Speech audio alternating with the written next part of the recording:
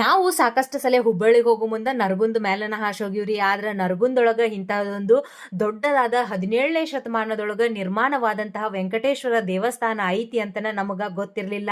ಸಾಕ್ಷಾತ್ ತಿರುಪತಿ ತಿಮ್ಮಪ್ಪನ ನೋಡಿದಷ್ಟು ಖುಷಿ ಆಗತ್ ನೋಡ್ರಿ.